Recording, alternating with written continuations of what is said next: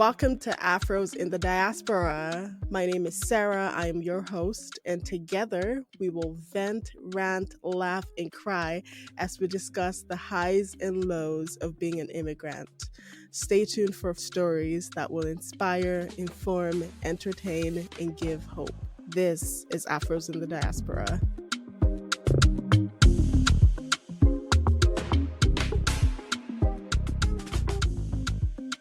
Welcome to another episode of Afros in the Diaspora.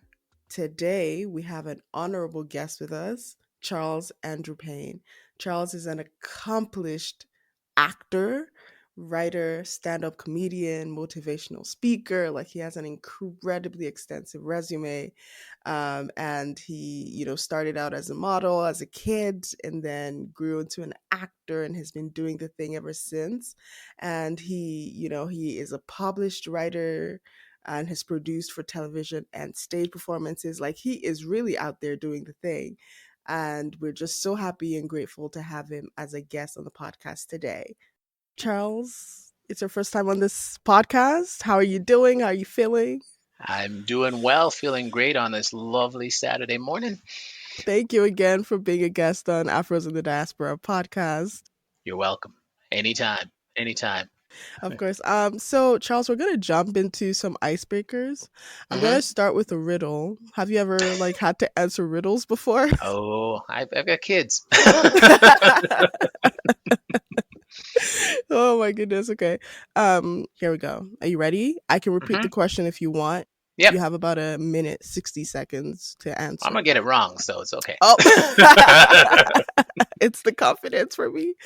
Oh my goodness. Okay, here we go.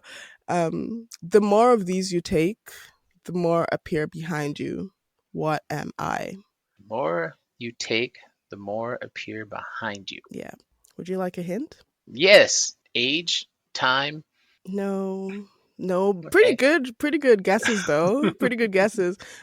This is caused by movement. No, you're gonna have to help me out here. I'm terrible at these things. And then you're gonna tell me the answer, and I'm gonna go, "What? Okay." Footsteps. The more steps you take, the more behind you. I like my answer better. The more years you use up, the more you have behind you. I mean, that's also a really good answer to it. Yeah, for sure. Okay. You went practical. I was going all philosophical. You were like, let me apply the wisdom of my age. Exactly. Because I'm at that point in life where it dawns on you that you may have more years behind you than you have in front.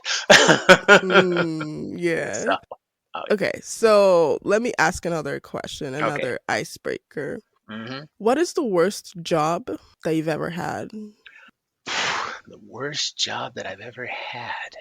The very worst. I know you're an artist, you're an actor, so you've probably had day jobs. Oh yeah, I always had day jobs, but I don't know. I think that I wouldn't say it was the worst job. I'd say probably the most challenging job. It was the very first job I ever had. I took on a paper route that was probably way too big for me, in the sense that back then you delivered papers, on a bike and you threw them at people's houses and what have you. Yeah. But my load of papers, I was 10 when I took this on. Oh, wow. Was so heavy sometimes that I'd have to take a run-in start on my bike when I had all the papers in the basket in the front, and then hop on the bike because I couldn't actually lift it up. Oh, wow. Yeah. So I wouldn't say it was but it was the most challenging job because I didn't have the body strength at the time. But I managed. But yeah, when I did give up that paper route, they split it into two. Oh, that was after you left? After I left, they split it into two. So yeah, that was the job. I'm really curious. What did you want to be when you grew up? Oh, well, as soon as I grow up, I'll let you know. Oh man. That's a good answer. I'm doing everything I set out in life to do, so I'm okay with that. But I do say that all the time, it's like now that I'm all grown up, it'd be nice if I could figure out what I want to do with myself. So yeah, I think a lesson that I learned not too long ago, maybe earlier this year, was that nobody has it figured out. Everyone is still freaking trying. I will tell you this, Sarah. Look, I'm gonna be 57 in 16 days. Oh, happy birthday! Thank you. I've been doing an unofficial poll when I meet people because in my day job, I you said being an actor and everything, you always have a day job, and I grew up in the business world in sales, and I've had the pleasure of talking to CEOs and CIOs and people who own businesses, and I ask everybody, is the job that you're currently doing what it is you set out to do in life? And I literally think in 30 some odd years of doing this unofficial poll, I've met 10 people who said, yes, I'm doing exactly what I set out to do. Everybody else is always, they ended up where they are, fluke, accident. I started doing this and I got to do this and then I got promoted to do this. Not a lot. Wow. Everybody's still, like you said, trying to figure it out. Wow. Yeah. That is alarming. 10 No, people over 30 years? who said, yeah, I'm doing exactly what I set out to do. Most people set out down one path and life takes you in a different path. Myself, exactly. I am, I set out to be a developmental psychologist. That's what I went to university for. Whoa. Okay. But I've always done other things on the side. And then I remember I was talking to a career counselor and saying, I don't know if this psychology path is exactly what right for me because I went out and did a bit of a practicum and didn't really enjoy it. It was too emotionally draining, etc. And she said, "So tell me a little about yourself." I said, "Well, she says, what do you do now? How did you pay for school?" And I said, "Well, I'm an actor, I'm a model. I also work in sales." And she said, "Stop right there. My husband is a salesperson." And she goes, "Did you know in any large corporation, the sales department's usually the highest paid?" And I said, "Oh, what kind of money are we talking about?" She told me what her husband was making. And I said, "That's more than a psychologist makes." She goes, "I know." And she says, "You have an aptitude for sales and a skill for sales. You ever thought of doing that as a profession?" And I went, huh. And so that's how I ended up. I worked in corporate enterprise sales. And here's the fun thing about sales is that you get to call your own hours.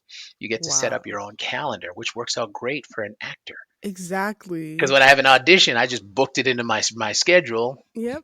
When I did my audition, came back. When I booked a gig, I took some vacation time. When Yeah. shoot my movie, come back. Oh, wow. Yeah. How So amazing is that? Maybe you can yeah. give me the plug later. Oh, that's awesome. That's so good to hear. Yeah. So, Charles, I know a little bit about your story, but I Hmm. just want you have such an amazing story, and I just want you Thank to you. share it. I just would like for you to share it. Oh, absolutely. So let's go right back to the beginning. As I mentioned, I was born in Grenada, which is a small island in the Caribbean. For people who don't know, it's a very Mhm. small island. I think the population is about 110,000 people. That's 13 miles wide and 26 miles long. It's not very big. Mhm. It's one of three islands. There's Grenada, Carriacou, and Petit Martinique. Um, my mother was from Carriacou. My father's from Grenada. My story is interesting in the sense that my parents, I'm the product of a one night stand. My parents met each other at a church dance, had their little fun, and result was me. They were never in a relationship. They were never a couple. My father left the country shortly after that. He won what back then they had what they call immigration visas. So you put your name in, and if you get selected, then you can immigrate out of the country. He won that visa. He was 21 years old, and and literally took the opportunity and had three choices. He could go to London, or he could go to England, he could go to the United States, or he can go to Canada, and he chose Canada. Right? Didn't know much about Mm. Canada, but that's where he ended up. 21 years old, he was gone. So I was left behind with my paternal grandparents, and there's a long story about how I got there, but I won't bore you with that. But suffice it to say, my mom she was 15 when I was born. She was young, so she Mm. didn't raise me. She didn't have the capability to raise me, so I was given to Okay. my dad's family. And interestingly enough, she'd put on my birth certificate, father unknown. So when my father, who was in Canada now, Mhm. trying to make his way, 21 years old, Mhm. um, decided, he wanted me to come to live with him, he couldn't get me because it said father unknown. So Mm. I am legally adopted by my biological father. I had to go through the entire adoption process in order. Wow. So, 8.5 years old, living my life happily in Grenada. I'm the youngest of 14 people in a 3-room house. You know, To say we were poor would be an understatement. Hard times, but fun times. I didn't know I was poor till I moved to North America, right? We were happy, you know. Yeah. Grenada is a tropical place surrounded by beaches, and it's the island of spice. Everywhere you go, you can smell the different spices, nutmeg, mace, fruit trees in my backyard. So Mhm. you never really went hungry, Yeah. right? So I didn't know Yeah. I was poor. I was happy. I had a bunch of cousins and stuff to play. So when my grandmother came to me when I was 8.5 years old and said, that your father wants you to come live with him, and he was my dad at this time had met a woman and had gotten married, and I had a baby sister that I didn't know about. Um, I didn't have a choice. I was told I was going to Canada. Never heard Mhm. about Canada. Everybody talked about Canada, and all they'd ever said is how cold Canada was. Mhm. Right? Yeah. So, um, so my dad had bought a ticket, and I was packed up. Here's the fun part of this story, and keep in mind that I'm also a comedian, so I found the humor in it. So Mhm. everybody always talked about Canada as how Canada was so cold. And so when I was told, when in the village that we lived in, it was found out that I was getting to immigrate to Canada, my father sent for me. And as you know, I'm sure in most, unfortunately, my story is not unique to the Caribbean experience, Mhm. whereby that usually the parents have immigrated first, then they left their kids behind. So all of my dad's brothers and sisters have done the same thing. That my family is spread out around the world. I got people in Europe, I got people in the United States, people all across Canada, but they all left their kids behind so they could go and seek their fortune and then send for us. So when I said I was one of the youngest of 14 people living in a 3-room house, it was some younger aunts and uncles and a whole bunch of cousins. Mm. Right? Yeah. But when it was discovered that I was leaving, people treated me like I was a special. Like everybody would come and say, "Oh, you're so lucky. You're getting to leave. You're getting Oh. to go to Canada." I had no idea. So on the day, and all I heard about was Canada was cold. And growing up in the Caribbean, which is a tropical place, we consider it cold when it drops down to 27 degrees Celsius. But Oh yeah. you know, I had Yeah. no idea. So, but my here's the funny part. My dad had sent some clothing for me to wear, Mhm. which I call my Canada clothes. So on the Mhm. day that I had to leave, my grandmother, I don't know, he'd sent instructions and maybe she didn't understand, but my grandmother, she was the matriarch, and whatever Granny says, you follow. So she Yep. dressed me in all my Canada clothes. He had sent, wool socks, winter Mhm. boots, because I was leaving in January, right? Right. Long johns, top and bottom, a pair of corduroy pants, a sweater, a scarf, Mhm. a Yeah. toque, and a winter jacket. My grandmother dressed me up in all of those clothes. All of them. And told me, that where I was going was cold, and so I should make sure that I keep everything on so I didn't get cold. I'm 8.5. I didn't know. I followed her instructions, and Mhm. then we went to the airport.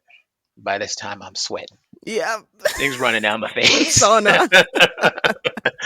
And I was traveling as what's known as an unaccompanied minor Mhm. because my dad only bought one ticket. So you go through customs and what have you, and they hand you over to a stewardess or flight attendant that they're called now, and she took me onto the plane. So I walk across the hot tarmac and up the stairs. And to this day, my grandmother used to say to me, she was so proud of me because I walked so proudly up the stairs. But what she didn't know is if I had turned around and looked back, I wouldn't have made it to the top of those stairs. I was Oh, you'd have. terrified. I was Oh. scared.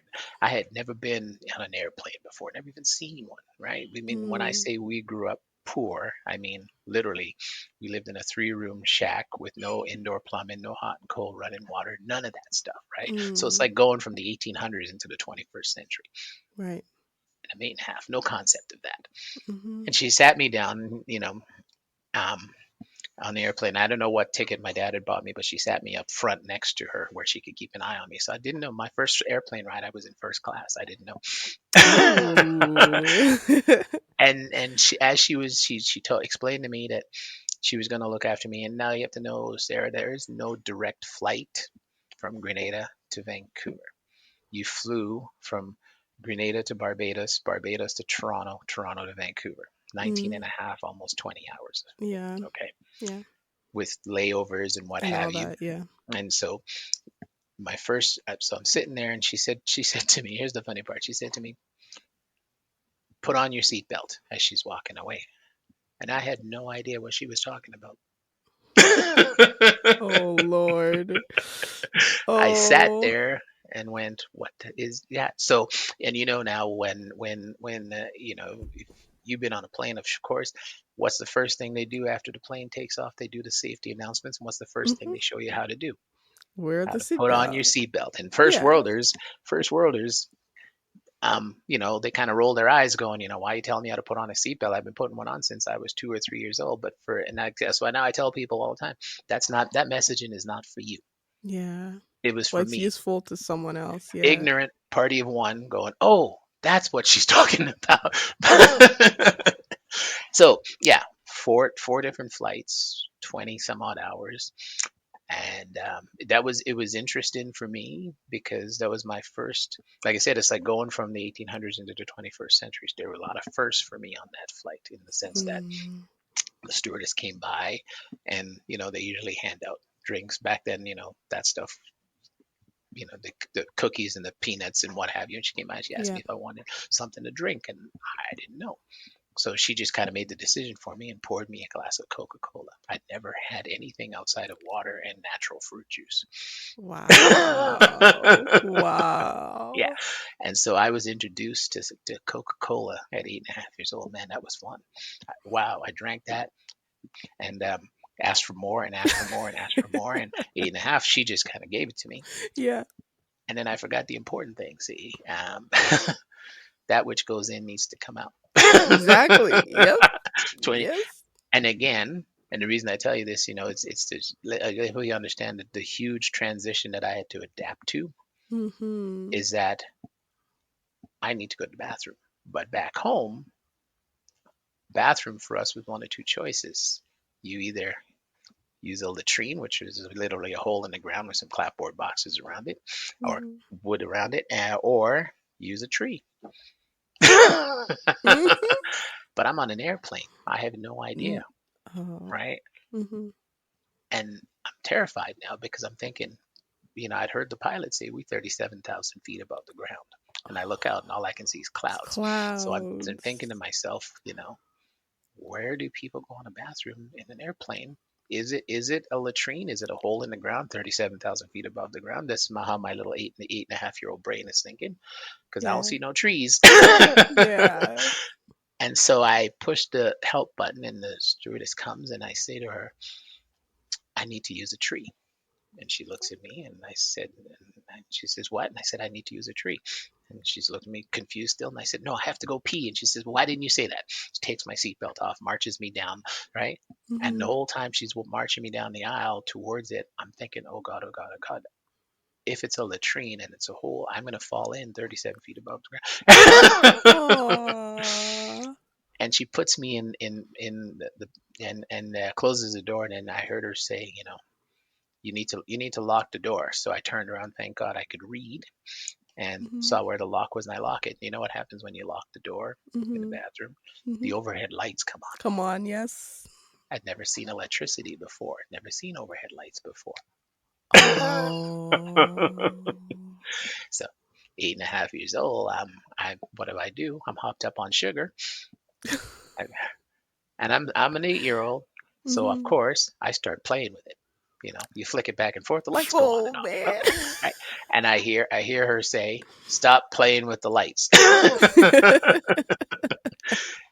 Okay, so I did. Right, lock the door, lights come on. I'd never seen that before. I was cool, and then I'm looking around because I'd never been in a bathroom like that before, and those are very confusing. Thank God for Mm-hmm. pictograms and the fact that I could read, and I'd never seen a toilet Mm-hmm. before. I'm used to a hole in the ground, Mm-hmm. right? Yeah. Which, by the way, none of us kids would use the latrine unless we had to, because one of my cousins went to use the bathroom late at night one night and tripped and fell in. So all us kids are terrified. Mm. So I'm terrified. Yeah. Yeah. um, so I figured it out. And then, there's a little sign that says to wash your hands. And I go to this, what looked like a sink. I figured out that was a sink because there's a little pictogram of somebody. And I was, didn't again, never seen a sink before. We Mm. we didn't have indoor plumbing and hot and cold running water, any of those things. I mean, most mornings we marched the 5 miles down to the river with whatever Mhm. containers you could bring. If you were old enough to carry something, that's where you went, and you Yeah. filled that up, and that was drinking water and water for the animals and for washing. And most of the time, you would bathe in the river, Yeah. right? And Yeah. that was it. So I turned the knob, and water came. 8.5 years old. Are you kidding me? This is miraculous. This is so. Of course, being 8 years old, hopped up on Coca-Cola sugar. I start playing with the Playing water, with it. Yeah. Yeah. and I hear again, "What are you doing in there? Stop playing with the water!" And I'm like, "Man, is this? Can she see inside of here?" All right, and again, now I got wet hands, and I'm looking around, and there's different types of paper and stuff in there, and figured out what paper towels were, right, to dry my hands. Never seen that before either, and so that was my first introduction to what I would call 21st century living, which was Mm. it was all new to me. I had to learn to adapt quickly, Mhm. right, and then we finally we had we I, so did that, but every new leg of the journey I was a little bit more knowledgeable. Mm. Right, on Yeah. the next leg, again, don't drink as much Coke when she offers you something to drink, see. Yeah. Yeah. Or you have to go to the bathroom, it's not a surprise now. I don't have to ask her. I kind of figured out where it was, got the lay of the land, did that, Mhm. landed in Vancouver finally, very tired, Mm. and met my ready-made family. My father, my baby sister, who was 3 at the time, yeah, and Mhm. my stepmother now, which was again, such a weird experience. And I got to ride in a car for the first time. I've never been in one before, so we get in the car, and of course, my little 3-year-old sister says, you're supposed to put your seatbelt on.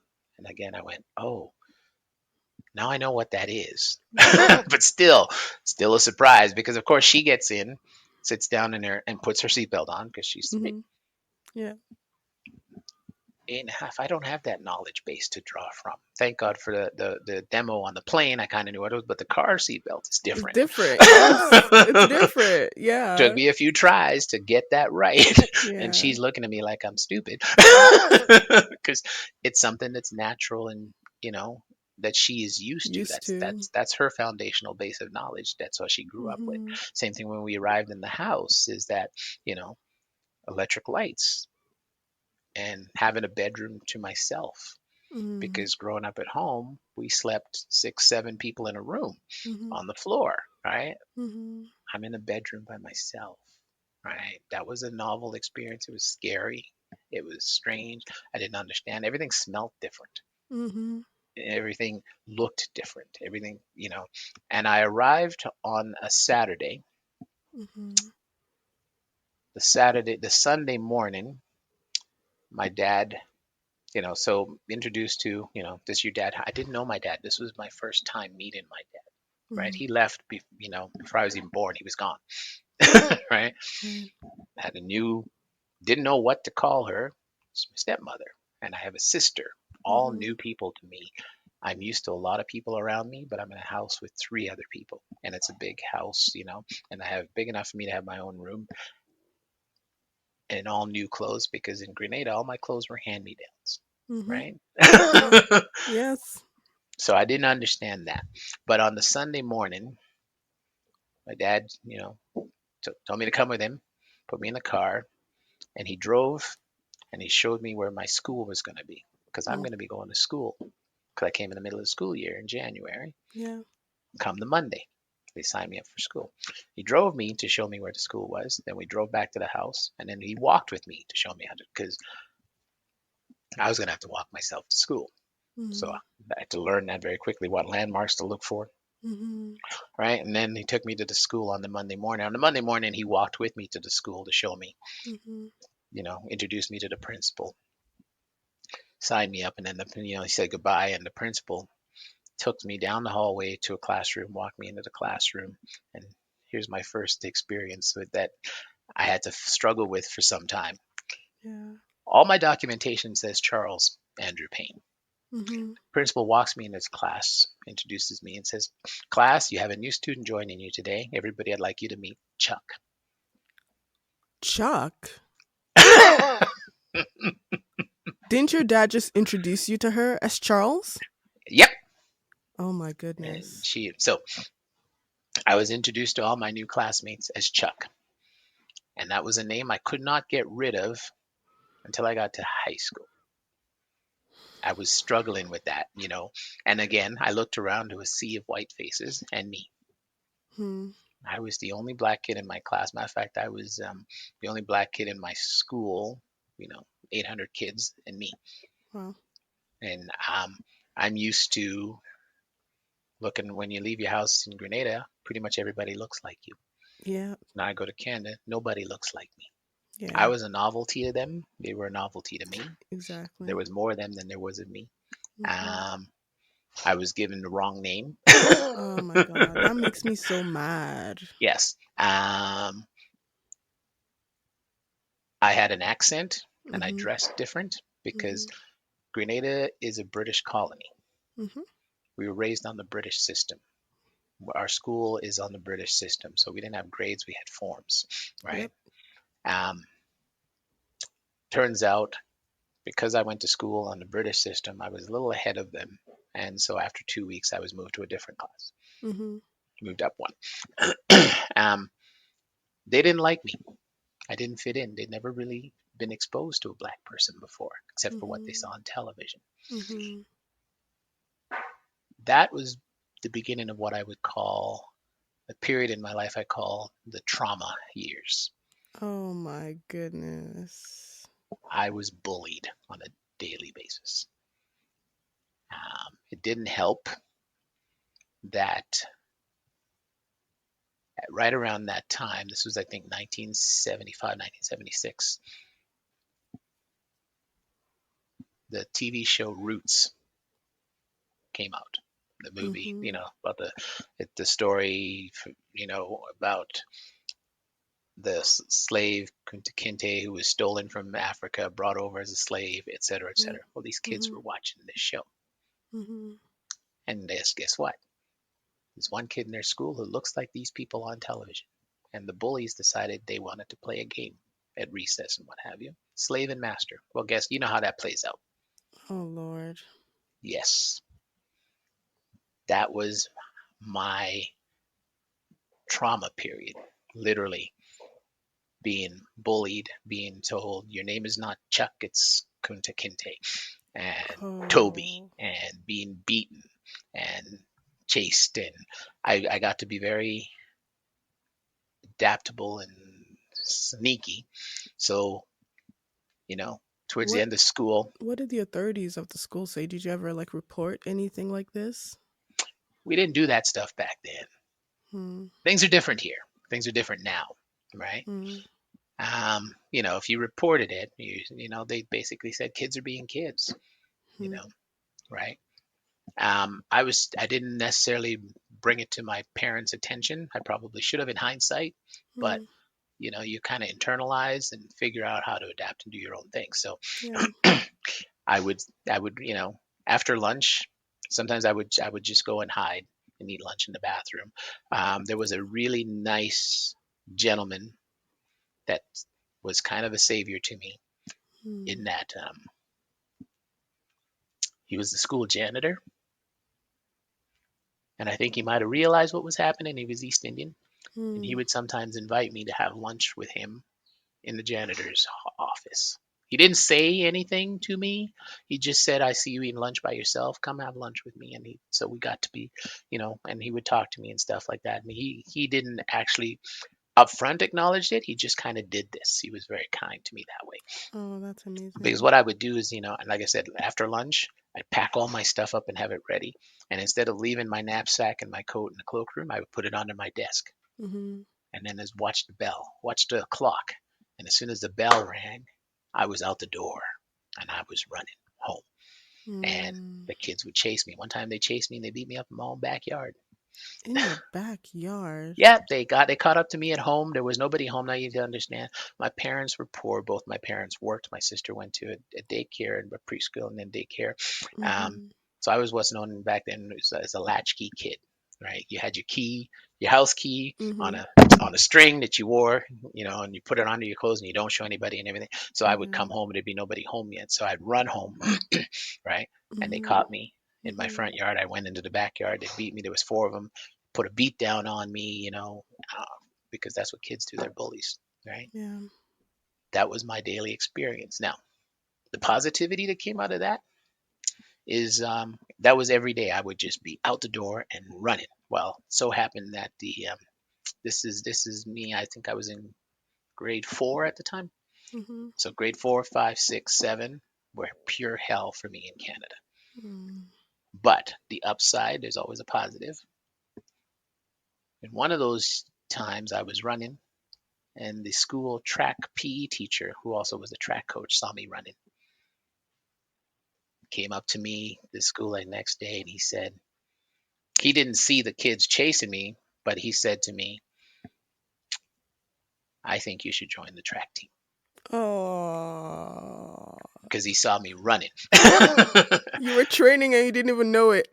Yeah, exactly. I had no idea. So I didn't. So of course, he talked to my parents. They said yes. I joined the track team, Mm-hmm. and I was very good at it. Mm. And I my specialties is 100, 200, 400, the 4x1, and the 4x4. Mm-hmm. I started setting records.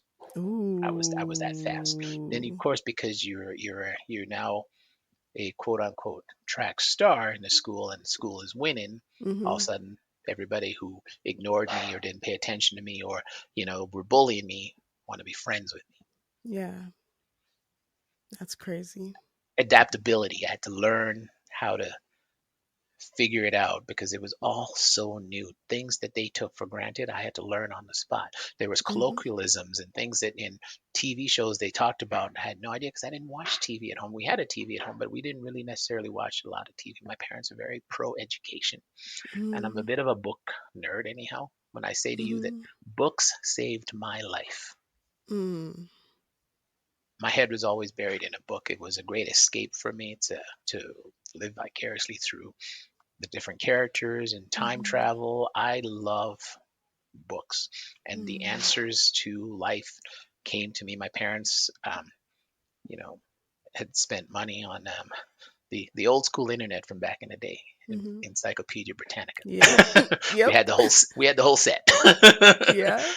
And being the voracious reader that I was, I would literally go through them and read them one at a time and learn new things. And Wow. reading autobiographies, learning about. I mean, so I actually got the book for the show Roots and read Mm-hmm. Roots, the book, and understood it now. Oh, okay, right? Because I hated that Yeah. show because that Yeah. show was the bane of my existence. Right? Yeah. But I read it and I I imagine. learned about my history, which no one had taught me. I didn't know Mm. what slavery was, never heard of it. So Mm-hmm. that sent me down a rabbit hole to understand, Mm-hmm. was there slavery? Slavery was where I came from in Grenada. Mm-hmm. I didn't know that's how black people ended up in the Caribbean. We didn't we that we're not indigenous to there, Yep. right? You're African. We're African. Yep. We were brought there, and so that traced it back for me that, on my grandfather on my grandmother's side, we're Nigerian. What? Are you my brother, brother? Yes, yes. How amazing! Yeah, I Oh didn't know, wow. right? And so when you start asking questions, you understand that, my, great great grandfather or something, came over as a slave Mm. from Nigeria. On my grandfather's side, he was part Scottish and part black. Mm. Okay, on my mom's side, I'm part indigenous Arawak, right? The Mm. indigenous people. So I'm a Heinz 57 kind of thing, right? But you didn't know your own history, Right. right? Didn't know that Wow. we came as slaves. Didn't know that, And in Grenada, like in the Caribbean, everybody, we there was no racism that I was cognizant of at my young age. Mm-hmm. Yes, I'd seen white people before. I'd seen Chinese people. I'd seen East Indian people, but black people, but we all just called ourselves West Indian, Mm. right? Everybody had an Yeah. accent. Everybody looked and talked the same, so we were all West Indians. The white people were tourists. We understood that. You'd see them in Mhm. the marketplace. My grandmother had a stall in the marketplace. I'd see them, Mhm. but I didn't necessarily interact with them. Then I'm in Canada, and they're all around me, but they don't sound like the people that I am used to, and they don't Yeah. treat me because no one ever. I didn't know that being black was a negative thing. Yep. The Same color of my here. skin was the color of my skin. I was proud of it. My grandmother always used to say, here's a funny story for you. So I told you we'd go down to the river, Yeah. right? And we'd bathe. Now, the younger ones, my grandmother would bathe us and then dry us. And then she'd put this concoction on us that aloe vera. I asked her later what it was aloe vera, lanolin, and Vaseline. And she put that all over you. And then she'd look at you and say, look at you. So pretty, pretty black and Oh, shiny. that's So awesome. that's the positivity that came to me for the color of my skin. Mm. Then I come to Canada only to find out that because of the color of my skin, I would be treated differently. I would be looked down upon. I would be given less opportunities. And Mm. again, here's the thing that black families do that they should never do. But it's true. They're just setting you up for the reality of the existence that you're going to live. I Mm. was told on a repeated basis that I had to work hard and Mm. harder than anybody else because my dad would always say, because you're black, you're going to have to work twice as hard to get half as much. Hmm. To this day, I struggle with that because I don't think that's a. I know their intention behind it, Yeah.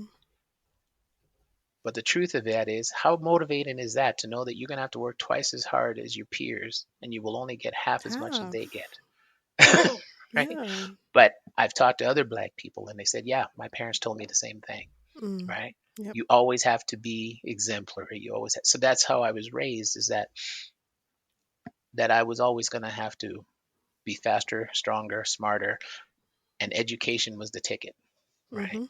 Yeah. Education, education. So I was a bookworm. I buried myself in knowledge and understanding. And I said books saved my life because it exposed me to a broader world, Mhm. exposed me to how, you know, I always say that we as people of color who live in a foreign land where everybody's different than you, we actually have them at a disadvantage because not only do we have to know our own culture, we have to know theirs inside out and backwards in order to negotiate and navigate our way through.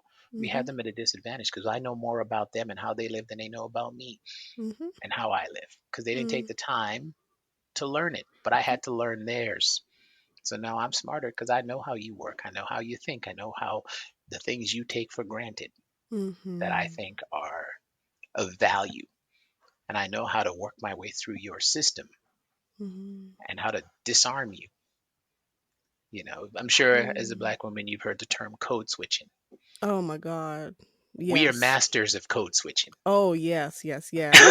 Yes, yes, yes, yes, yes. 100%. And we are chameleons. Put us in any environment because we had to learn how your To, culture works. yeah. We just change our color and blend in.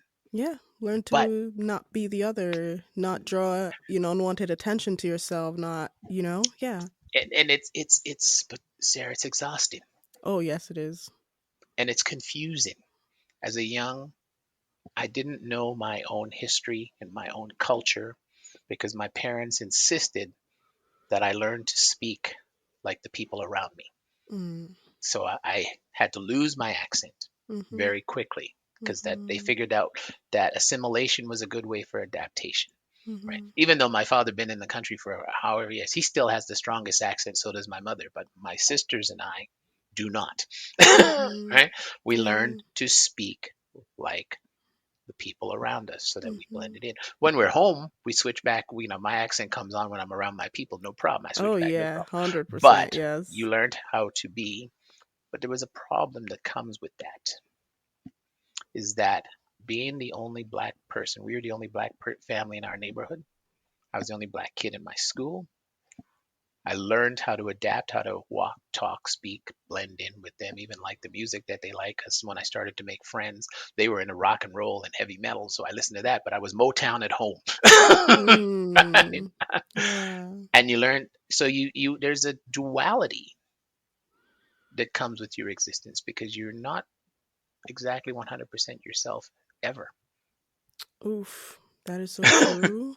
That Yeah. is so true, and that's painful. hmm And so when so dealing with the bullying and the abuse and that stuff, and yes, in hindsight as an adult now, when I look back on that time, it's different now. I should have told my parents sooner. Should Mm, have gone to the teachers sooner. But instead, I rolled with it and mm, I adapted with it. And then it changed a bit when I started to, play sports, which is, mhm. it's so stereotypical that you're black, you're good at sports, and that's why they love you, Yeah, right? yeah, yeah. Yeah. Um, but then as time moved on, more black people moved into my neighborhood and more black people in our culture. But here's the thing. I had been raised, for all intents and purposes, very white. Mm. And so then I go among black people and they're new black kids, and they would say to me, "You do know you're black, right?" Oh. And I didn't know what they were talking about because I was just living my life and adapting to be who I am. And then Mhm, there was a, friend of mine, his family moved from Florida. mhm. And we in school together, we got to be friends. And he would say to me, "Man, you were the whitest black person I've ever met." Just because of the way that you would speak, Because of the or way I speak, the way I dressed, the way I conducted myself, because I'd mhm, gotten so buried into the assimilation mhm. that I almost like I'd lost my blackness. Ooh. Right? Didn't know my history. Didn't, we didn't necessarily even eat West Indian food at home. Mm. Right? Yeah. So, I'd go to my friend's house and his family from Florida, but they actually immigrated from Jamaica to Florida. So they at his house they ate Jamaican food, oxtail and ackee and Mhm. saltfish and all that stuff. Yeah. Go to his house for dinner. I have no idea what I'm eating. Oh. Right? They're serving me West Indian food and I'd forgotten it. I didn't know what it Wow. was. So I had to relearn my own culture. So that again sent me down a rabbit hole where because he was talking about stuff I didn't understand, talking about Mhm. civil rights in the United States, which I didn't know about, didn't understand. Mhm. He introduced me to Martin Luther King and Malcolm X and all of these things. And so again, books saved my life. If I don't know, Open a book. I went to the Encyclopedia Britannica, then I go to the library. To me, being in a bookstore is how Christians and religious people must feel when they go to church. Mm. Bookstore is my haven. I'm at home Wow. because That's all the awesome. knowledge in the world is right there, and anything Yeah. you need to know, you can find in a book. The librarian was my good friend. I want to know about this, and do you have any books on it? And so I read the autobiography of Malcolm X. I read Roots. I read Martin Luther King. Understood the black civil rights movement.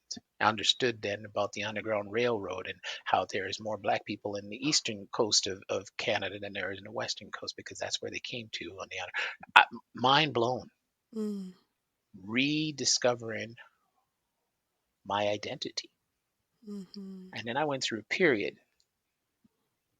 I was a teenager by now. I'm 16, 15, 16 years old, and I'm reading all of these stories. Eldridge Cleaver's Soul on Ice made me so angry. And I became what's what I would call I went through my angry black man phase Mm. because the injustice of it became real. And Yeah. then I tied it to the parallel of how I was living and how I was treated and how I'm still treated. Mhm. The anger that came with that. Were you The able to at any point communicate or have a conversation with your father about his like the reality of his experiences as a black man as well? he yeah, and here's the problem. My dad is not a very well educated man. He left Okay. early. I think he only has a grade 7 education. Okay. Not necessarily a big reader, but Mhm. I had to distance myself from my father's life perspective only because he was permanently an angry black man. Oh. He would always say he could see racism everywhere. Whereas I was trying to walk a neutral path, he could see racism. Well, they only treating you like that because you're black. When you go into a store, they're following you around because you're black. I'm like, Mhm. that was kind of bred into me. And Mm. he had bad experiences, and that Mhm. was his frame of reference. He came here by himself at 21, Mhm. didn't know anybody here, probably went through the same assimilation type problems that I did, had difficulty Mhm. finding a job, had difficulty finding a place to live. All of those things Yeah. was the lens in which he looked at life and the lens in which he was trying to raise me as a young black man, right? Mhm. So anything bad happened to you, it was because of racism in his mind, right? It's because you're Yeah. black. And he'd say all the time, because you're black, they're going to treat you this. When you go there, you probably won't get it because you're black. So again, you got to work twice as hard to get Mhm. half Half as as much. much. Yeah. So that was ingrained in me. And so then when I started reading and learning about the broader diaspora, the broader um, world, and the black experience, Mhm. some of it was relevant, some of it didn't happen, but it still angered you, right? None of it, slavery didn't make sense to me. The civil rights movement, the Jim Crow, all that stuff. And I talked to him about it, and he says, "Yeah, that happens here too." Mhm. Yeah, and he told me, and then I got into the artistic world, and I met some gentlemen in my life who were black mentors to me. Mm. There's an actor in Vancouver who's been a fantastic influence on me. I don't even know if he knows that. His name is Blue Man Kuma, right? Mm. Fantastic influence on me. Blue is a singer, jazz musician, and actor. There was another cat, he's passed away now, William Taylor, also a singer, and they shared stories with me that I'd read about in books, but actually it happened to them. Mm. William told me, being part of a band, and your name is on the marquee, but you can't go in the front door for the gig. You Oh have to go Lord. through the kitchen. Yeah. You do your gig, and then you leave. Leaf And he through says the that was, kitchen. yeah, that was their experience, right? And so they again said to me, I know I'm going all over the place, but it's Oh no I no, just want to. please. Here's the thing. Blue was the one when I started acting, gave me some of the best advice ever that I use Mm. all the time. And it's terrible again that we have to teach young black men these things, and we have to adapt our tone, our presence, our physicality in order to Mm. blend in. But Blue said to me, when you go into the audition room, Charles, always walk in with a smile on your face so you can disarm them, because they have preconceived notions of what a black man is going to be, and they expect you to be the angry black man. Mm. So he goes, you have to disarm them. And he goes, you're a very big guy. I'm 6 feet tall, 200 Mhm. pounds. I'm a big guy. I've always been a big guy. And I said, but why? He goes, just trust me. You go in with a smile on your face. He goes, because if you come in without a smile on your face, they look at you and you look like you might be angry. And that's their expectation. So you have to disarm. Wow. Okay.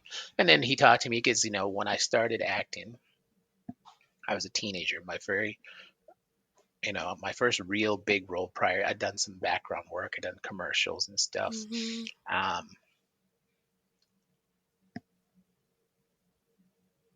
I got booked. The first big role I got was on the pilot of a TV show called 21 Jump Street, Mm. and I played a character on there named Ray Ray, and he was a gangster, right? My friend Reginald T. Dorsey and I, Reginald's from Texas, were the original bad guys on 21 Jump Street. Mm. Interestingly enough, when I went into audition for that role, you go, you work in theater, so you probably understand this. Usually there's some icebreaker chit chat before you actually do your read. Mhm. And so I'm in there. So they're telling me about yourself, and we're talking. And one of the producers sitting there said to me, Charles, if I close my eyes and listen to you, you don't sound black. I'm not sure you'll be able to do this role. What? You sound like you're a product of a prep school. You speak so well. That like that's that oh my goodness. I just feel so because like what is that? So a black Exactly, man cannot be educated? Cannot exactly. speak like he knows And what he's talking about? Like nope. And that's why I said. So I just said, I looked at her and I said, that's just how I sound. But can I do the read? And then I switched because Blue had told me Mm-hmm. most of the roles we're going to get, they're American shows, so you have to sound American. You have to American. lose your Canadian accent. And I, Mm-hmm. again, grew up code switching. I can sound Mm-hmm. West Indian. I can sound very, very white. Guess what? Yep. I can do inner city American. So You've I been acting switched. all your life. Been acting my whole life. Everything I do has been preparing me. And I do say this all the time. Everything you're doing in life prepares you for the next thing you'll be doing in life. Yeah. And you have to be able to draw from it and adapt it. So of course, I'd watched television. I'd seen, so I fed them what they wanted. Mm. And they hired me in the room. And she said, Whoa, that is yeah. awesome. And she said, that's surprising. I didn't know. Right. And Oh, I get said, out and of then, here. yeah. And I said, that's what it's called. It's called acting. Right? Exactly.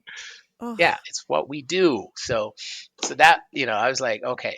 But that was the thing. But again, Blue has it said to me, you know, and Blue was good in giving guidance that way. And he's the one who said, go take some acting classes. Mm-hmm.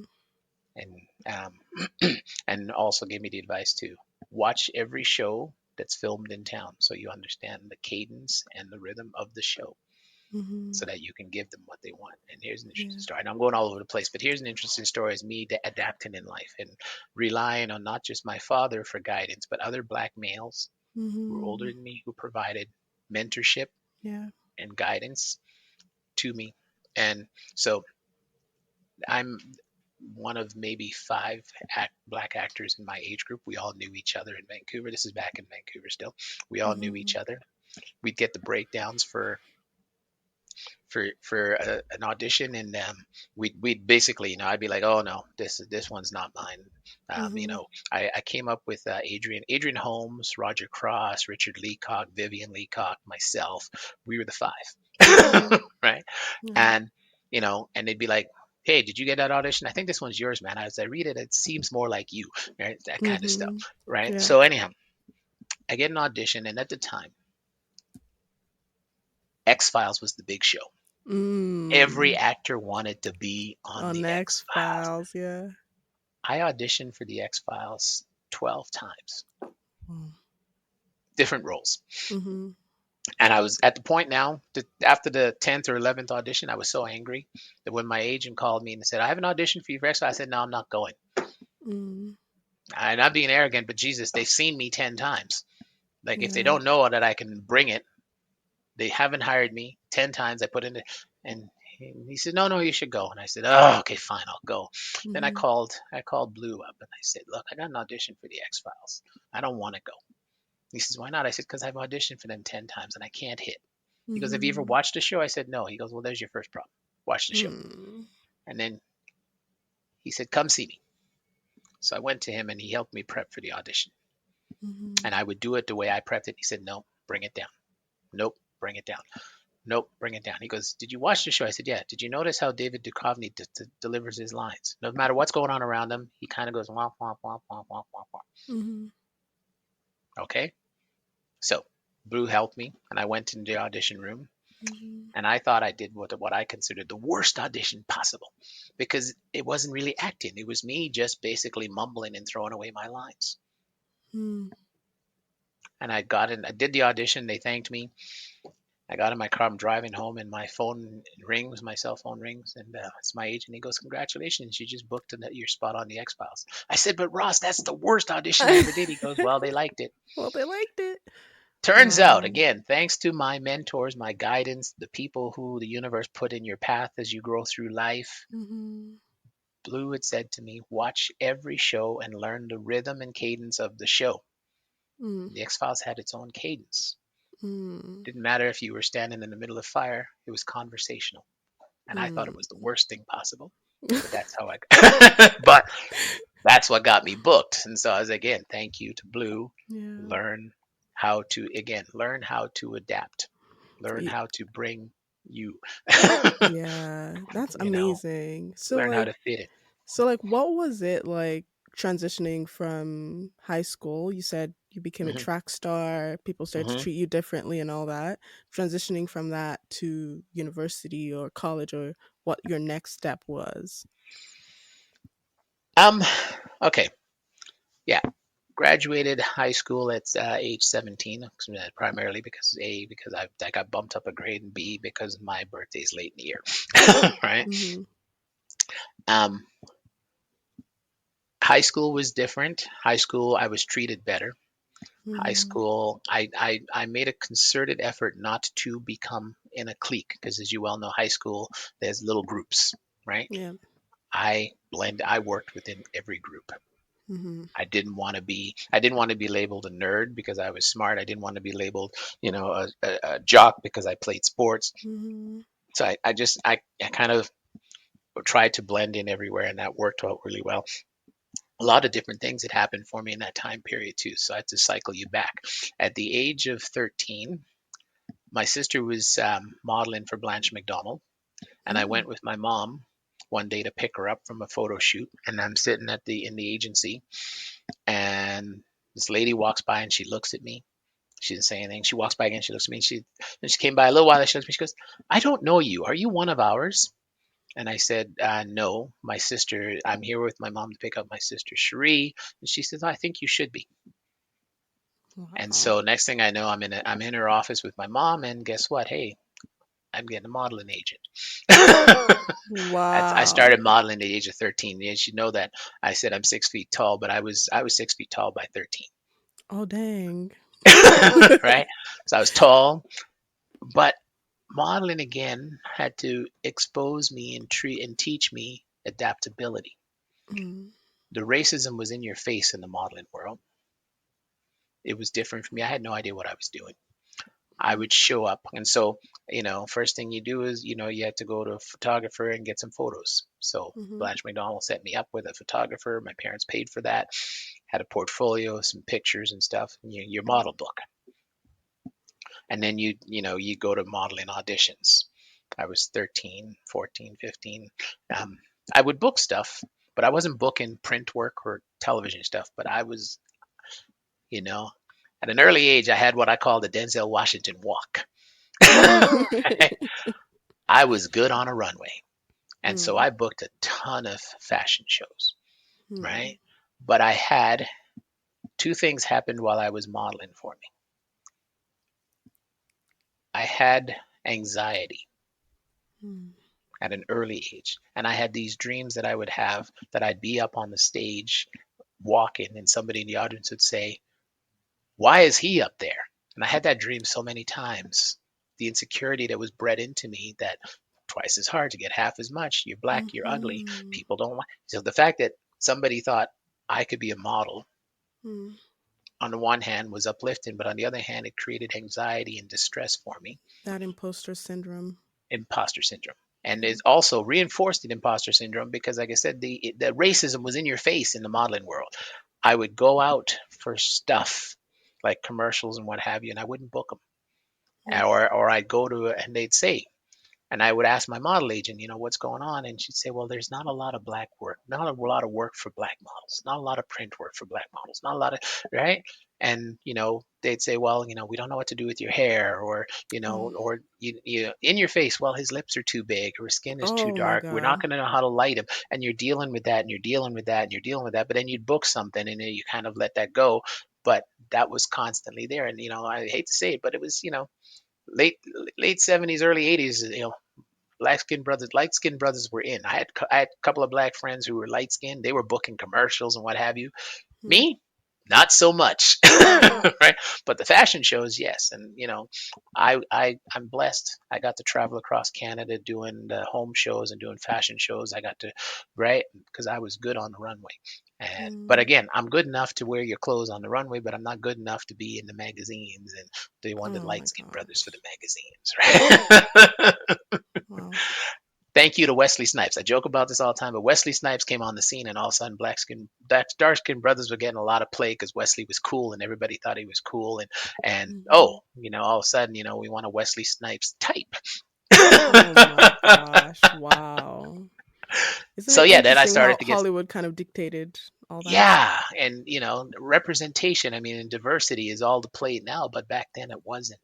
Mhm. There the only black model that I kind of looked up to was Tyson Beckford because he was dark like me and had big lips like I did, and he was working. Mhm. So if he could do it, I could do it, kind of thing, right? Yeah. So Yeah. I kept in the game because of that, and I did start to book some stuff. Like I said, I booked some commercials, but it's always you walk into the room conscious of the fact that you're a dark skinned black person. Mhm. And I would go into these auditions sometimes thinking, I don't know why I'm here because, I look around, I see all these light skinned brothers and sisters, and I know they're going to book it and it ain't going to be me. Doesn't matter how good I am, how talented I am, how, pretty I may look. They're prettier because they're light skinned. So that Yeah.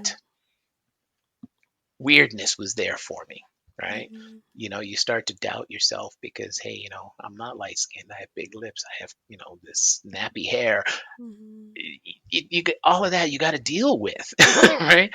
And Yeah. that's colored. So to answer your question, the transition. So when I started modeling again, I was good at track and field. I was written up in the papers a bit.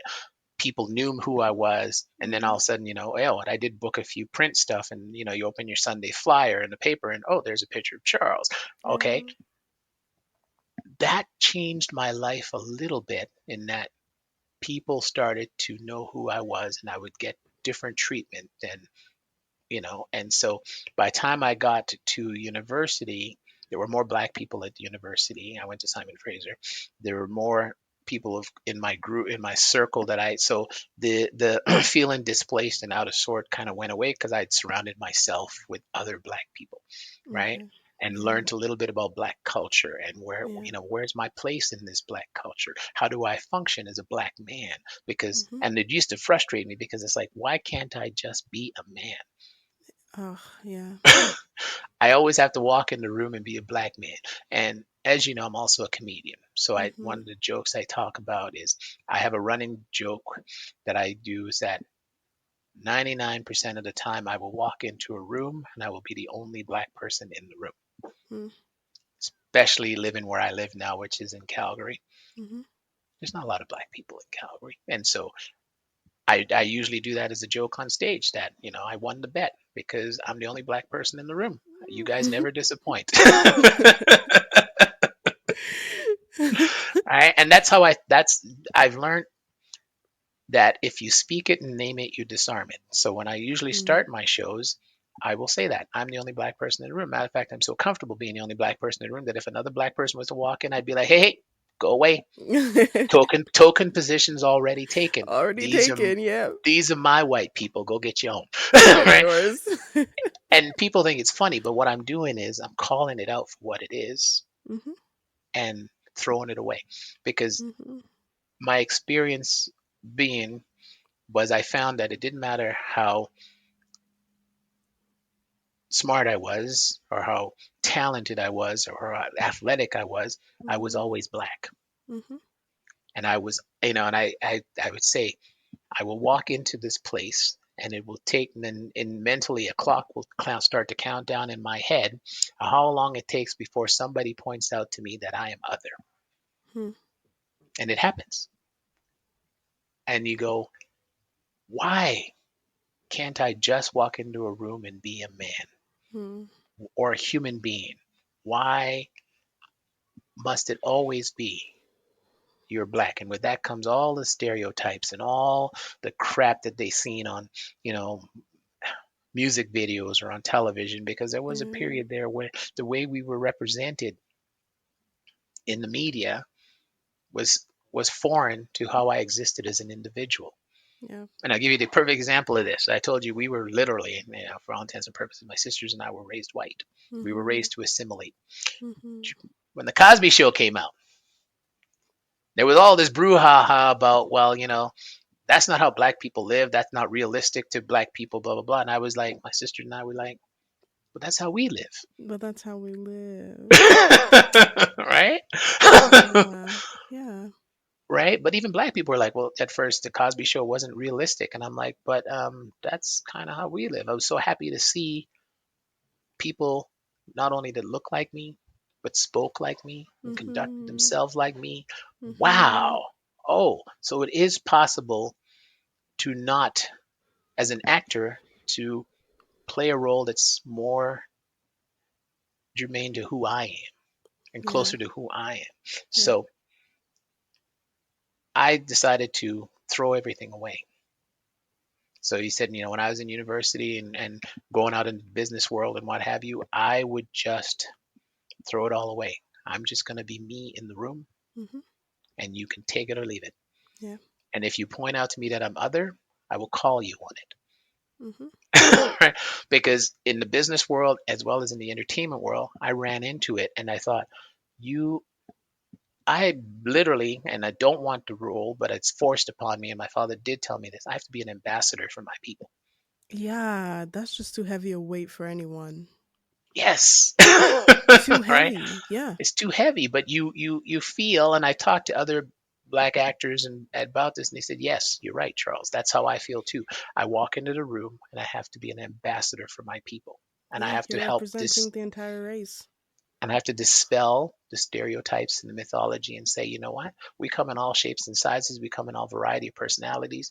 We are not, necessarily the stereotypes that you have of black people. That's not necessarily true, Mhm. right? I mean, Yeah. yes, like every culture has their bad elements and their good elements, but you Mhm. guys seem to think that in the black culture there's only bad elements, Yeah.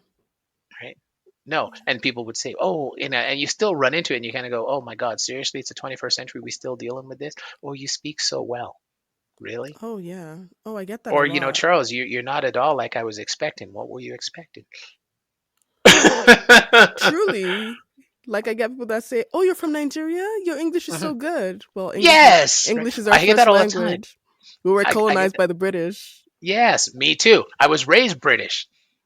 you Right? I know? grew up in a British colony. So yeah, we We dress speak English. we speak English very We well. dress well, yeah. We speak the king's English. I mean, yeah, exactly.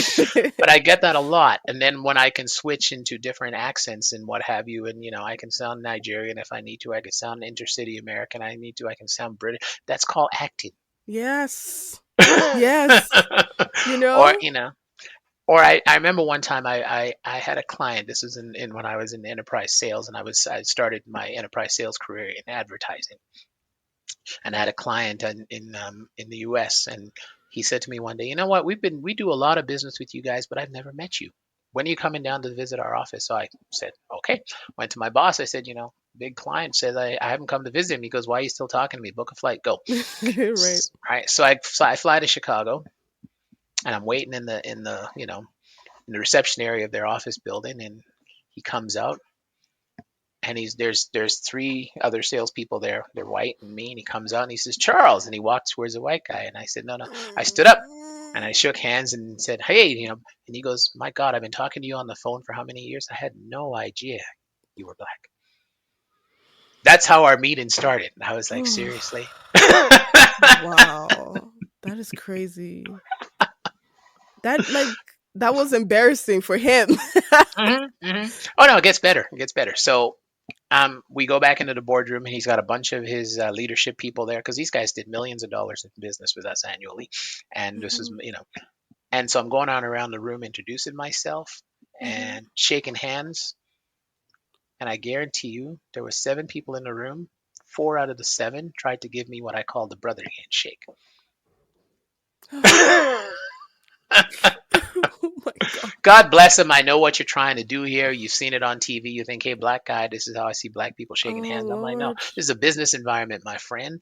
Web to web, pump, pump, release, let go. Not Yeah. this handshake that I don't know what you're doing. It's embarrassing Oh for both of my us. gosh. Oh And that god. again is the subconscious way that they don't even realize by doing that. They think they're being nice or trying to demonstrate that they understand your culture, but what they're doing is pointing out that you are other. Yeah, it's actually racist. It's like blatant racist. It's a macro aggression. Like that is Yeah, not even undercover. just treat me like another man, because the other thing too is I had a colleague with me who was white, and I noticed as he was going around shaking hands, they shook his hand normally. So then, oh man. Yeah, but that's the kind of thing that you kind of get used to, Hmm. even though you shouldn't. and you roll with it. And I've seen it a lot in both in because I always lived parallel tracks. I had a day job in the enterprise business world, and then I was Mhm. an actor and a model, and then I became a comedian. So I'm living Mhm. what I call my arts persona and then my business persona, Mhm. right? And Yeah. finding a way to blend the two, because literally sales is really just it's performance art. Mhm. You write a script, you prep it in your head, you do a presentation, you play a role. Yeah. Acting is the same thing. Right? Yeah. People say, "Well, you're very successful. Why are you such a good salesperson?" I said, "Because It's acting. it's it's acting, it's Yeah. presentation, it's public speaking. I'm Yeah. really good at that." Right? Yeah. It's disarming people with stories and making them laugh, right? Mhm. You learn the skills that work in both worlds and you just adapt, right? Yeah. We are masters of adaptation. I jokingly say I've been a chameleon my whole life. Hmm. Whatever room I'm in, whatever the expectation is, I can adapt and present. The only Yeah. problem with that is defining for yourself who you are, who's the real you, Mm. right? And I know a lot of black people have that issue. Who is the real you? And are you bringing the real authentic you into the room, right? Yeah. So the positive of that, Sarah, is that I like to think that in my acting, I've cultivated a persona that Mhm. has worked for me. This is genuine. This is who I am. Why Mhm. can't I be the educated black man? Mm. So if you look at my acting resume, when I started out, I played a lot of gangsters. I was a teenager, so those were the roles, delinquents, blah blah blah blah blah. Then I got to be about 22, and I was too old necessarily to play teenagers, but not quite old enough to play adult roles. I went through a 3-year period where I couldn't buy an audition. Mm. My agent would say, "No, Charles, you're just not old enough, or you're too old." And then I got I booked a role as a policeman. I was Oakland, and I kind of went, you know what? I like the dialogue in this. Mhm. I can represent this. And then I said to my agent, I said, that's the path I want to go down. So Mhm. I played lawyer, doctor, pastor, minister, teacher, professor. That's my resume from the time I was about Amazing. 25 or so. Those are the roles that I just he said these roles, and I'm not being arrogant or snobby. There's where I'm comfortable because I could Yeah. use my own voice and I could show Yes. up and sound like me because yes, I am university educated, so I understand these people. Right? Yeah. Because as an actor, I look for what common ground do I have with the character? Where do our lives intersect, right? Yes. And I look for the humanity. And then it's not about, and also a lot of times I would go for auditions and I'd be the only black person auditioning for the role.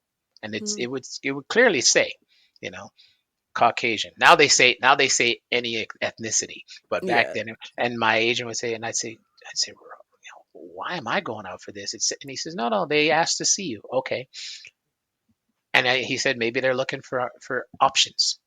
Mhm. But I'd go in and be a whole bunch of white actors and me, and I'm like, why am I here? Mm. Right? Yeah.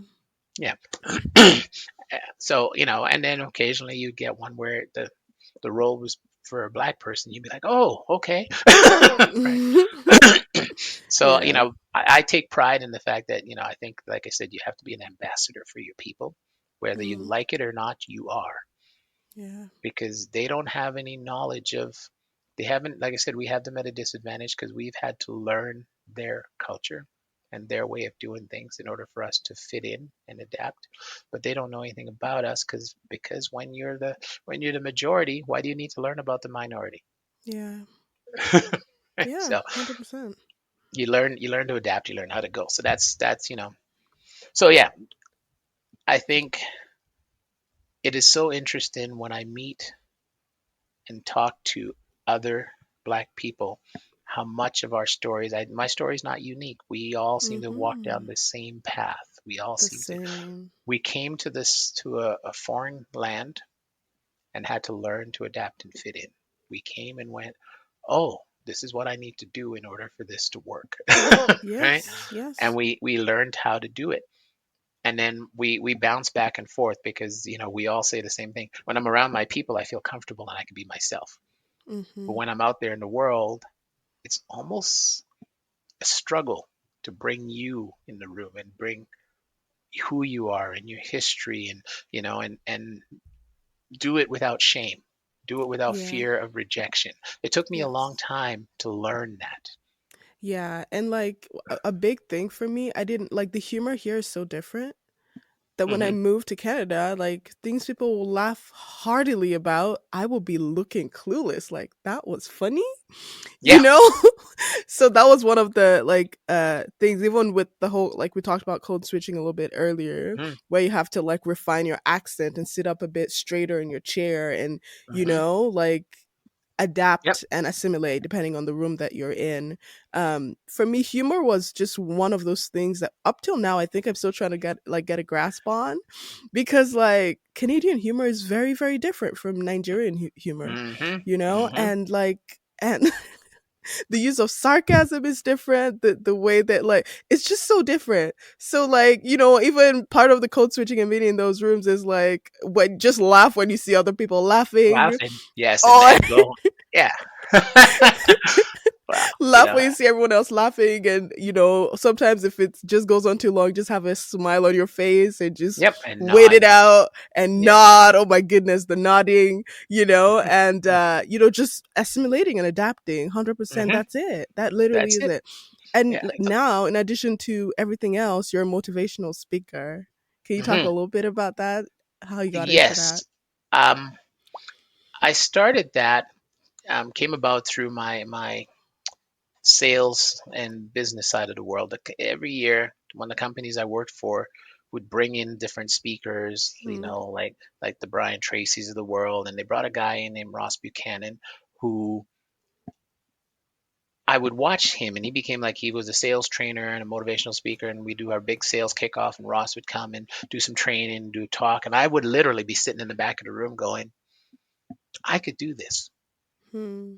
Right. So half the time I'm not even really paying attention. I'm watching what he's doing because I'm a performer. I watch and I say I'm a chameleon, and I'm also, I will freely admit, I'm the world's biggest thief. If I see you doing something that I think is positive, I want to adapt that and assimilate that into my life. And I'm Hmm. fearless in the sense that, so what I did was, after a number of, I got to be friendly with Ross, and I called him up one day and I said, can I buy you lunch? And he said, sure. So we went for lunch, and I said, Ross, I want to do what you do. And he Hmm. laughed and he said, Charles, you're probably better qualified to do what I do than I am. And I said, what do you mean? He goes, well, you're an actor, because he knew about me. He goes, you're an actor. You're university educated, and you've been in the sales and business world for a number of years. He goes, I've Hmm. just come up in the sales and business world. Wow. All right. He goes, so Ross kind of took me under his wing and kind of, he encouraged me and said, yeah, you could probably do this. And so I started to do some research. Again, books have saved my life. So, motivational speaking, where do I go? How does this work? What do I do? Hmm. Storytelling, how do I do this? And immersed myself in learning. And Hmm. at the time, my sister, who is a journalist and a lawyer, was working for this company. And I said to her, I want to start doing this. I want to do the sales training and what have you. And she said, oh, let me get back to you. And she said, so she went and talked to her boss, because her boss brings people in all the time too, right? And she said, Hmm. yeah, my boss would like to meet you and have a conversation with you and maybe have you come in and do some sales training for us. Of course, I'm panicking now because I have Oh. no idea what I'm doing. So I went in Hmm. and met with him, and I kind of asked him what his goals were, what he wanted to do. I basically sold him. I went in as a salesperson, said, tell me what your goals are, tell me what you're trying to achieve, blah blah blah blah blah. Salesmanship 101. He told me, and then I went home and wrote it, researched and wrote it, researched and Hmm. wrote it. Hmm. And I went and did my first presentation. I didn't charge enough. Went in for did my first one. I loved it because, again, it's just performance art. It Hmm. really is. I'm a storyteller, Yeah. and I asked him. I said, what I would like from you, if you like it, is I'd like a reference letter that I can put on my website and put in my portfolio to tell other people. And he said, absolutely. So I did it, and he gave me the reference letter. That was my first business of running your own business on your own. The first lesson I learned, right, is that Hmm. references are great. So he gave me one, Yes. and then um, I was like, oh, okay. And then they liked my story. They liked me. It was anecdotal stories of my life as a salesperson and my life as an actor and overcoming hurdles and obstacles. And that's what I talk about. All of my talks are about resiliency and adaptability because that's my story. Mhm. And so I started doing that. So at the time I was still working for the advertising company, and I'd been working really hard Mhm. for them, and I'd been with them for a number of years, but I wasn't enjoying it as much anymore. So I went and I said, I told my boss that I was going to quit, and he didn't want me to quit. So he Mhm. says, why don't you take a leave of absence? So they Okay. gave me a 3-month paid leave of absence because they didn't want to lose me. And in those 3 months, I built out my company, Island Boy Productions and Communications, Mhm. and started started researching and learning. And I asked Ross, and he says, well, here's, he goes, you need to write a book, or you need to write stuff and submit it to newspapers, and have your stuff be published, and then people will know your name and you have reference articles. So I didn't write a book. I chose the path of right writing editorials and sending it into Mhm. newspapers, and they publish it, and they did. Mhm. Mm. And at the bottom of it would be, Charles Payne is an actor, comedian, motivational speaker. He can be reached at here, and here's his website. Yeah. Free advertising. Wow. And so I started to book stuff. And yeah, I'll tell you real quick. It's a funny story about it. I started to book speaking engagements and sales training engagements. And so after the 3 months was up, I went back to the company and I said, they're like, are you coming back? I said, no, I'm going to go Oh. out on my own. Here's what I'm going to do. And I thank you very much. And this is great. And for a 7-year period, I had my own company. I worked for myself. Wow. That was hard. Oh It yeah, I was a it bet. was a steep learning curve. I mean, I was still acting and doing stuff on the side, and that kept me financially afloat, Mhm. right? Mhm. And then learning how to do this. But here's the thing. So I started booking stuff, and I was talking to another guy that I know. He's also a comedian. He has similar background to me. Comedian, worked in sales, also has a degree in psychology. And his hook is he does, I'm what does he say? I'm funny, but you need professional help, something like that. But anyhow, I Mhm. called him up because again, fearless. If you're doing something that I want to do, I'm not going to envy you for it. I'm going to come and say, hey, how did you get there? I Mhm. always will ask, how did you get there? I want to do what you're doing. Can you school me on your path? Here's what I'm doing. And I reached out to him. I said, I'm trying to do what it is you do. You seem to be very successful at it. I got to ask you a question because I don't know what the market will bear, and I Mhm. don't know if I'm charging enough. Mhm. And he told me, and he said, well, tell me what you're charging. I said, well, for a session, I'm doing this. And he laughed. And he said, Charles, multiply that number by 5. You're not charging enough. Mhm. He goes, if you sell it too cheap, they won't buy it. Mhm. And so he told me what he was charging. I mean, I just about fell out of my chair. Wow. So the very next opportunity I got, fortunately, a couple of days later, a lady called me, and she'd read an article I'd written and submitted and blah blah, and she said, I'd love for you to come and do some sales training. We're doing our big sales kickoff. And I thought, okay. She goes, so can you send me a proposal with your pricing? And I was like, okay. And I thought, you know what? I'm gonna take Dave's advice. I'm gonna take my price and multiply it by 5 and send it to her, thinking, well, if I don't get it, I'll know that it's not worth it. I It's not sent it to working. her, and within 5 minutes of me sending it to her with the contract, it back in my inbox signed. I just about fell out of my chair again. Wow. And I Wow. went and I did that, and I was like, oh, okay. And here's the thing: at this particular one, I'll tell you, I also learned a lot then too, because I'm always observing and trying to adapt and assimilate. The keynote speaker at that particular function was Silken Laman. And she gave a speech for 45 minutes over lunch. And I was doing a morning session and an afternoon session. Mhm. And I thought my price was high. When I found out what they paid Silken Laman for 40, I mean, big mind you, she's a Canadian hero. If you don't know who she is, she's a canoeist, a gold medalist, blah, blah, blah, right? Mhm. Um, I was like, oh my God, like that's what you could make as a speaker? Wow, Mhm. I need to be there. Yeah. So I went back to the drawing board and said, okay. And the only thing that I don't have that some of these other speakers have is they've written a book. Mm. I don't have a book written. So, and I'm still working on that. I'm actually right in the middle of writing a book right now, but I've been Amazing. doing this on and off for a while. I've been very Mm-hmm. fortunate through word of mouth, but I did that for 7 years. But the reason I shut it down is twofold. I kept having conflicts with book and acting gigs, and I'd already booked a speaking gig, and I had to choose which one to do. That's Mm-hmm. one. Two, I was married with children, and when you're your own company, you don't have medical and dental and all those wonderful things, and you're literally you're the CEO, but you're also the secretary and the janitor and the Yep. marketing and blah blah blah. It's a lot of work. It's very A lot of exhausting. work. Yes. But again, very fortunate in that one of my clients that I went to give a presentation to that had hired me, the president of the company was in the audience. And she said after me, she came up to me at lunchtime, said, "Let's go have lunch." Because usually I bring lunch. And she goes, "No, no, let's you and I go. There's a restaurant down the street. Let's go have lunch." We had lunch. We're talking. And she goes, "I need someone with your background and your sales skills to come and be our sales leader." And I said, "Oh." Wow. I said, "Well, I work for myself." She goes, "I know, but let me," she says, "if you're interested, I'll put together a proposal package for it." She sent it to me. And what drew me was the medical and dental and the insurance and all that Mm-hmm. stuff was there. Mm-hmm. And the salary they were offering me was more than I was making annually Mm-hmm. working for myself.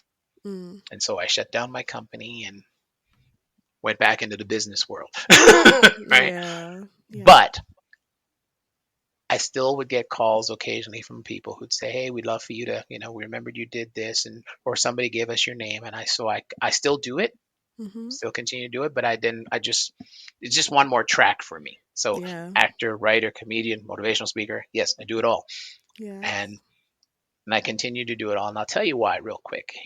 When I first started to get into the acting world, I had an agent at the time who gave me the best advice, and it was augmented by advice from my sister. Because people say to me, "How do you manage to juggle them both? How do you manage to do all the things you do and juggle it and still have a day job and blah blah blah?" Mm-hmm. When I got a really good agent, Mm-hmm. he said to me, "Do you have a day job?" And I said, "Yes." "Is it one that you could walk away from at a moment's notice?" "Well, yeah, I said, "I work in sales." He goes, "Good." He goes, "Because you're going to work as an actor, and then there'll be periods of time when you won't work. Mm-hmm. And so you need to back it up with something else." I always tell my people. And he goes, "The other piece of advice I give you is this: when you work as an actor and you get paid, take a chunk of that and put it away for savings that'll cover you in the dry period when you're not working. And if you Mm-hmm. have a day job to augment that, that's great. But get one that Mm-hmm. has flexibility." And I said, "Well, sales has so much flexibility. I pretty Yeah. much work from home way before working from home was a thing. Yeah. Call my own hours and book my own schedule, right? Book Mm-hmm. my own meetings. So I just have an audition, plug it in, go to the audition, go back to work. Yeah. None the wiser." And then my sister said to me, "Negotiate for as much vacation days as they will give you, even if it means that you take a lower set base salary. Mm-hmm. Because then when you book a gig, because seriously, as a Canadian actor, we're day players. We're not going to book anything that's going to be for an extended period of time." Right? The running joke in the acting world, I told you I came up with 5 other black actors, and we'd always joke about this. When we book something, we talk to each other. The first thing, "Hey, I booked. Did you book that role?" "I said, I did." First thing they ask is, "How many days?" Yeah. Yeah. Right? Truly. Yeah. So I would negotiate as much vacation time, even if it means, "Hey, you could pay me less on the base salary." And they, "Why do you want so much vacation time?" I said, "Because I love to travel." Blah, blah, blah. Mm-hmm. Bullshit. Right? So that's important to me. And then, so yeah, you take as much vacation time, and then you use up your vacation time when you book a gig. And that's what I Mm-hmm. would do. Thank you to my sister for giving me that advice, because it worked. Yeah. And that way I got to juggle both. I got to be, and I still did it up until now, though. As of September, I'm semi retired. What that Hmm. means is I've walked away from the corporate world, and all Okay. I do now is I'm an actor, I'm a comedian, and I do Mm-hmm. the motivational speaking. And I actually go and talk to high schools a lot. And I'll tell you how that came about real quick, because I know we have to wrap this up fairly soon here. Yeah. Okay, real quick. So I had a movie come out last year called Left Behind: Rise of the Antichrist. It's a religious based movie. but I'm one of the leads in the movie, and I also narrate the movie. Mm-hmm. And I got some, again, the universe provides you. I have a really good friend who said to me, he's also an actor and a producer, and we've worked together on stuff. And he said, don't make the mistake I made, Charles, and let the studio do all the publicity for you. Hmm. He says, hire your own publicist. And I'm Hmm. like, oh, okay. So he gave me a couple names of publicists he's used before, and I reached out to them, hired a publicist, and she did an amazing job. I was on CTV News. I was in the National Post. I was, and she booked me podcasts and Wow. webinars and blah blah blah blah blah blah blah. So as it so happens, one of my wife's friends lives up the street from us. I didn't know they were that close, but anyhow, she happened to be watching the CTV News at noon, and there I was being interviewed on CTV News, and she came to my wife and said, "How come I don't know that Charles does all of this?" And she always Mm-hmm. said, "Charles doesn't talk about that part of his life. He just does things." Mm-hmm. She was a vice principal at a school. I would love for him to come and talk to the students at our school. Wow. And long story short, I went and did it for her. I did it for free for her because my wife said, you're giving her the friend and family deal. You're doing it for free. Okay, fine. I did Okay. it. I'm glad I did. I'm glad I took her advice and went and did it because she liked it so much that she sent an email out to a whole bunch of other schools, principals, and said, you guys should book this guy to come in. And so then my phone and my email started lighting up with all these school principals saying, hey, why don't you come talk to our students? Blah, blah, blah, blah. And now it's one of the things that I do. I go and talk to schools and I get paid for it. So, Wow. again, the universe gives you what you need when you need it. And the people that, everything you do in life prepares you for the next thing you're going Yes. to be doing in life. So, taking advice from my Yeah. friend who said, get your own publicist, who then put my name out there. And there we were. So, all right. I know I rambled on long How and long amazing. No, thank you so much, Charles. This has been amazing. Before you No, thank go, you. I want you Mhm. to just drop a gem, a word of wisdom, something that an advice someone told you that you've held on to, but something that has kind of carried you on your path, or giving you courage on your path. Oh, the motto that I live by is two things. Every year I pick a word that will define how I'm going to live that year. This year's word was fearless. Mm, Go out in the world open to the possibility that you might be wrong. And what I mean by that is that everything we hold dear and true in our belief system may not be accurate. It may be accurate for the time, but it may not be accurate. But if you go in the world with the open to the possibility that you might be wrong, you're open to learning and growing. yes. So, and be fearless. And the other thing I do is I say yes. Mm, People always say, well, why do you do this? How can you do so many things? I said, because I always put my hand up and say, people say, why me? I say, why not me? why not? Exactly. Like, Why duh. not me? Why not Say you? yes. And, Yeah. if you've never failed in life, you haven't tried. You haven't So tried put exactly. your hand up and say, yes. Charles, do you want to, do this? Yes. Charles, yes, I will go and try anything because it helps you grow. Amazing. Thank you again, Charles, for sharing your story, your amazing story, and your wisdom with us. This has been awesome. Thank you very much for having me. Appreciate it. Yes. And please let the people know where they can find you on the internet, on social media, and places like Social that. media, yes. You can find me on Instagram. You can find me on Facebook, although my 15-year-old son says Facebook is for old people. So you can find me on Instagram. I do have a TikTok account as well, all under Charles Andrew Payne. Mm, I do post mostly now on Instagram since my social media director has said that's where I should be posting. yeah. But and I have comedy shows that come in, so you'll find those posted on there. I Yeah. have a couple of movies coming out. You'll find information on there posted about that as well. Amazing. All right. Yes. Awesome. Thank you again, Charles. You're welcome. For our listeners, we'll see you on the next episode. Thanks.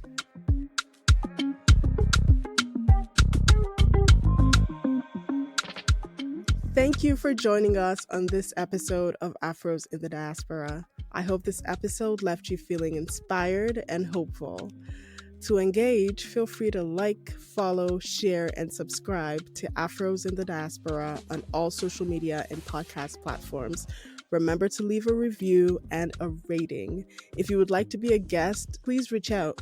Send an email to hi@afrosinthediaspora.com. That is hi@afrosinthediaspora.com, or send us a DM on Instagram at afrosinthediaspora. Remember, there is beauty in our stories and power in our voices. Together, we are stronger. Until next time.